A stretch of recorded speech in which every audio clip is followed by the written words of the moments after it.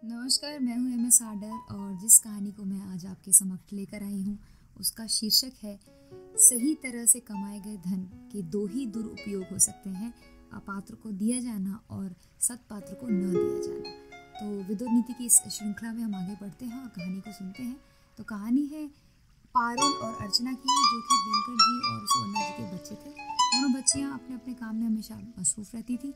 दिनकर जी और सुवर्णा जी चाहते थे कि अपनी प्रॉपर्टी को वो बराबर बराबर पारुल और अर्चना में बांट दें, जो कि ज़्यादातर लोग सोचते हैं हमेशा। लेकिन पारुल में एक दिक्कत थी, वो पैसे को एकदम पानी की तरह बहाती थी। वहीं पे अर्चना पैसे को बहुत ही आराम से सहेज कर रखती थी और उसको दूसरों की मदद करने में ज़्यादा यूज़ करती थी।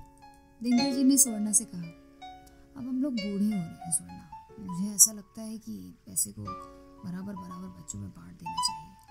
और वैसे भी मुझे पता है कि पारुल ठीक से रहती नहीं है, लेकिन क्या करें, बच्चा है तो बच्चे को थोड़ी जायदाद से बेदखल कर सकते हैं। मैं आधा हिस्सा अपने जायदाद का पारुल को दे दूंगा और आधा अर्चना को दे दूंगा। सुवर्णा जी सब्जी काट रही थी, उन्होंने बोला, हाँ आप ठीक कह रहे हैं, बच्चे तो बच्चे ही हैं हमारे, चाहे जैसे भी हों, और सबका हक बनता है, बराबर का हक बनता है।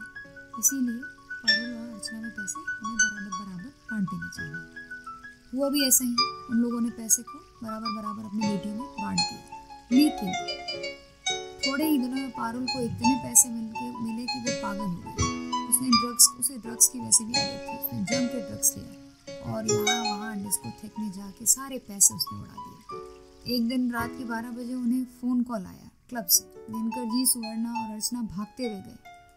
देखा कि पारुल ऑलमोस्ट मरने के कगार पे थी, क्योंकि उसने इतना सारा ड्रग्स ले लिया था कि उसे बिल्कुल भी होश नहीं था और उसको अंदर ही अंदर बहुत गंदे तरीके से रिएक्शन हो गया था। फटाफट एम्बुलेंस को बुलाया गया और उसे उसमें डालकर उसे ले जाया गया अस्पताल। उस दिन दिनकर जी ने और सुवर्णा जी ने ये रियलाइज़ किया कि अच्छा होता कि वो अपनी प्रॉपर्टी में से पारुल को हिस्सा नहीं देते। ये पैसे उसे मिले और वो पैसे मिलते ही उसे समझ में तो आता नहीं था कि क्या करना है क्या नहीं करना है, क्योंकि वो अपात्र थी। उस पैसे को उसने गलत तरीके से यूज़ किया और वही पैसा उसके लिए काल बन गया।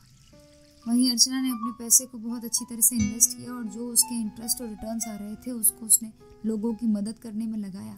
और उसके अलावा उस पैसे को सहेज के रखा कि फ्यूचर में कभी भी किसी अनाथ को या किसी ज़रूरतमंद को या किसी ऐसे बच्चे को या किसी ऐसे बूढ़े को ज़रूरत पड़ेगी तो वो उसमें से पैसे निकाल के उनकी मदद करेगी।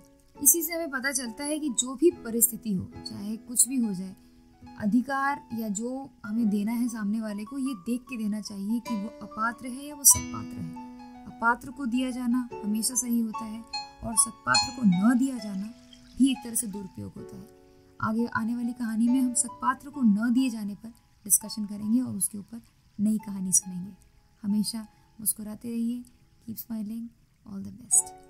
फिर मिलते हैं अगली कहानी के साथ में।